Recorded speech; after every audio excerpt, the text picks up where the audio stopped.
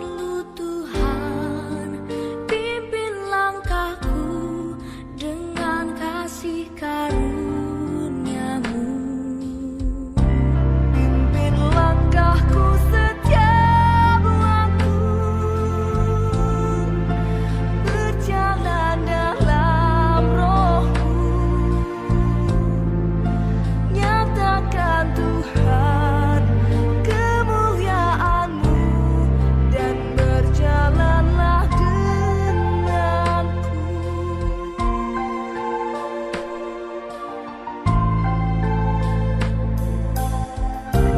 Bila Engkau tak besertaku, ku tak mau berjalan. Ku perlu Tuhan, pimpin langkahku dengan kasih karunia-Mu. Pimpin langkahku setiap waktu, berjalan dalam Roh-Mu.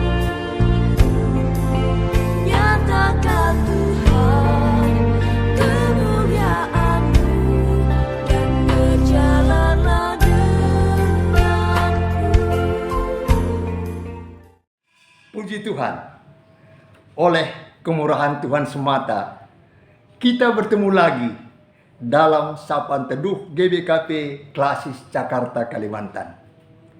Sapaan Teduh kita pagi hari ini sangat kena-mengena dengan kondisi kita kini. Dari satu bencana ke bencana lain, silih berganti, tak henti, dan juga ada bencana yang berulang beberapa kali. Apa solusinya? Sebelum kita lebih dalam merenungkannya, kita satu dalam doa. Terima kasih ya Bapa atas persekutuan indah lewat Sapaan Teduh di pagi hari ini. Semoga kami cerdas, teliti, dan bijak dalam menilai pertanda apa gerangan bencana-bencana ini. Apa yang harus kami lakukan ya Tuhan? Biarlah firman Tuhan tetap menjadi pelita bagi kaki kami dan terang bagi jalan kami. Berfirmanlah ya Bapa, karena kami sedia untuk mendengarkannya. Dalam nama Tuhan Yesus kami berdoa. Amin.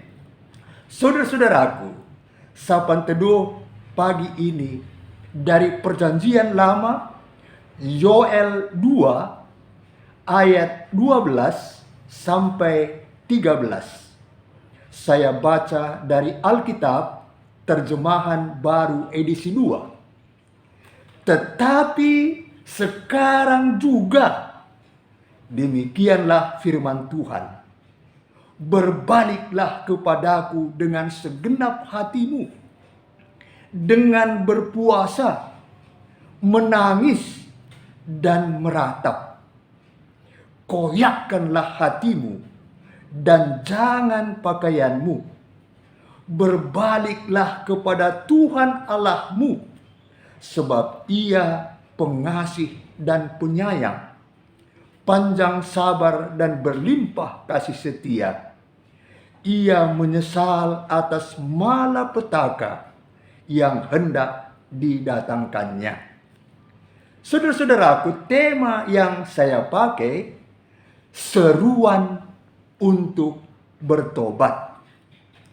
Kitab Yoel sebanyak 3 pasal terdiri atas 2 bagian utama, yaitu pertama, pasal 1 ayat 1 sampai pasal 2 ayat 17 tentang serangan hama belalang dan seruan Yoel untuk bertobat. Sedangkan bagian kedua, pasal 2 ayat 18 sampai pasal 3 ayat 21.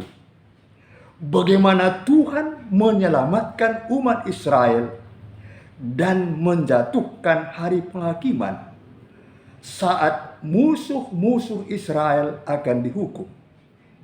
Lebih dari setengah kitab Yoel membentangkan pengerusakan karena serbuan belalang.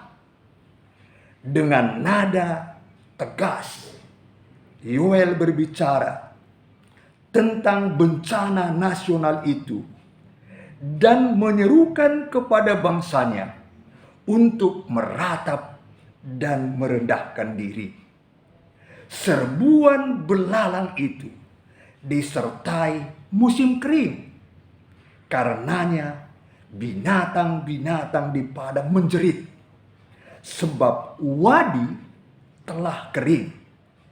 Kejadian ini, saudara-saudaraku, sebagai pertanda untuk melambangkan kehancuran yang lebih besar yang akan terjadi pada kemudian hari.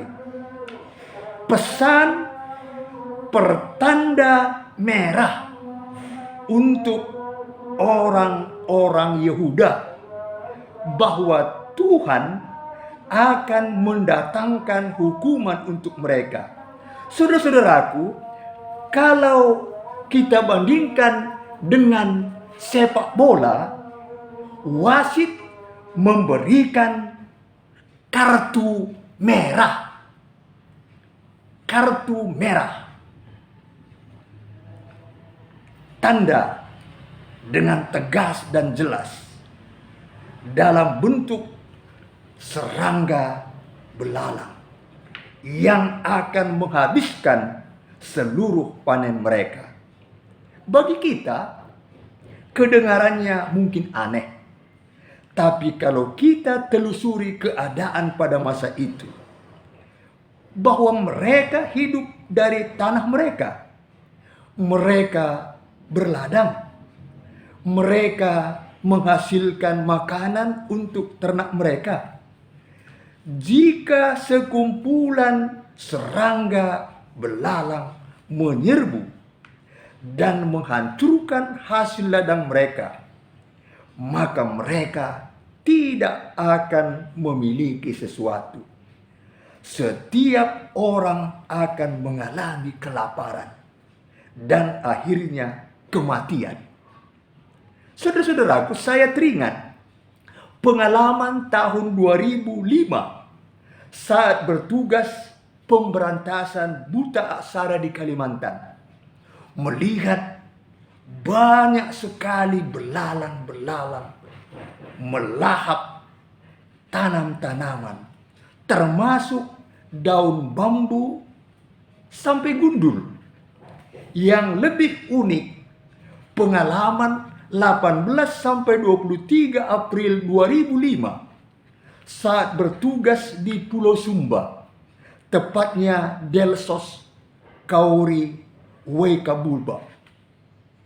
Karena begitu banyaknya belalang coklat, pesawat yang saya tumpangi kembali ke Jakarta terpaksa ditunda karena dihadang oleh belalang-belalang coklat tersebut. Mungkin saja saat ini pun banyak orang yang frustrasi. Bencana di mana-mana. Tidak tahu lagi harus berbuat apa untuk memenuhi kebutuhan hidup. Ada perusahaan yang gulung tikar. Pengangguran. Di mana-mana terjadi penipuan, pencurian, kecemasan, kesedihan, bahkan wajah yang seram, beringas, menakutkan, seolah-olah mau melahap mangsanya.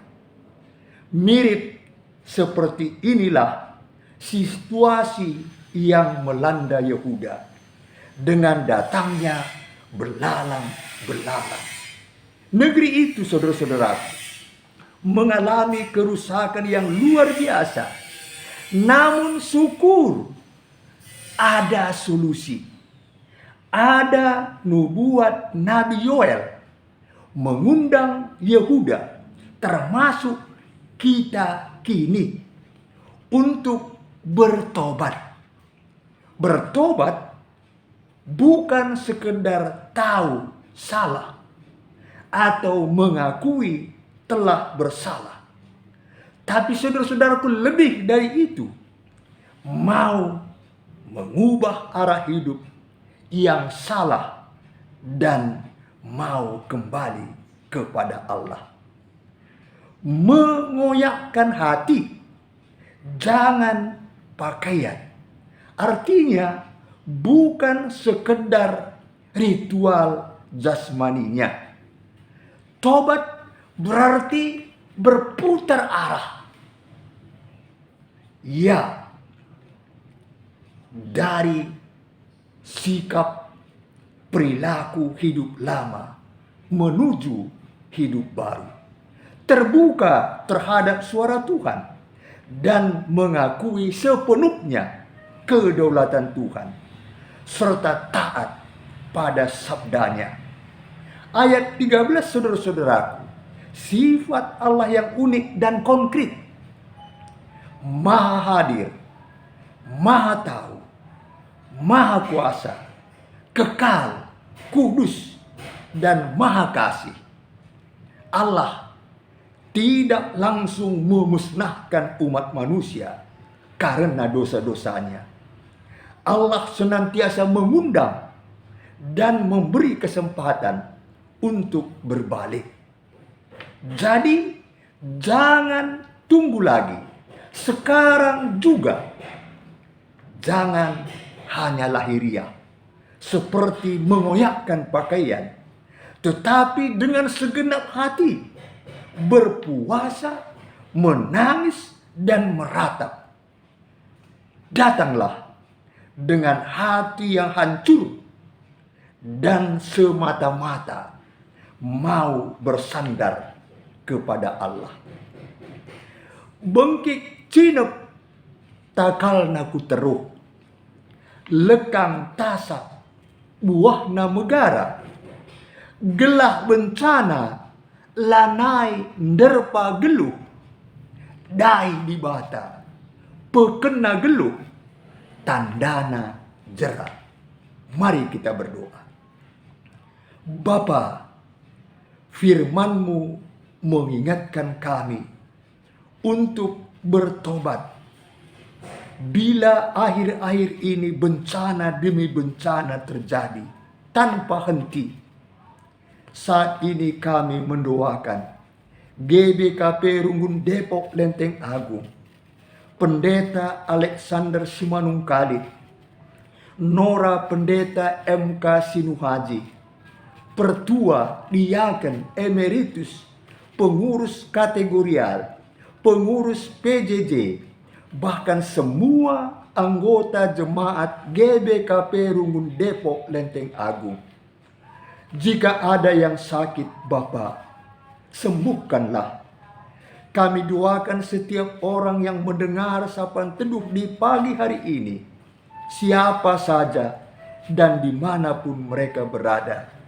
Berkatilah ya Bapa, di dalam nama Tuhan Yesus yang telah mengajar kami berdoa. Bapa kami yang di surga, dikuduskanlah namamu, datanglah kerajaan-Mu, jadilah kehendak-Mu di bumi seperti di surga.